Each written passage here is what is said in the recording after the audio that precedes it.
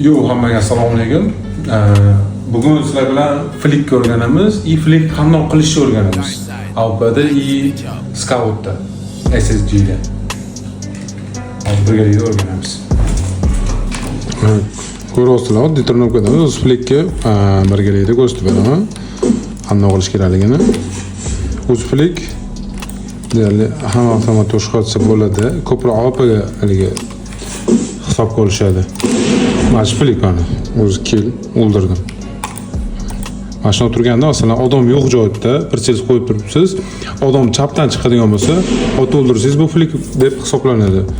Endi mana simple ham bekorga simple bo'lmagan, flicklar juda kuchli bo'lgan momentlari masalan mana shuna turgan bo'lsa, flick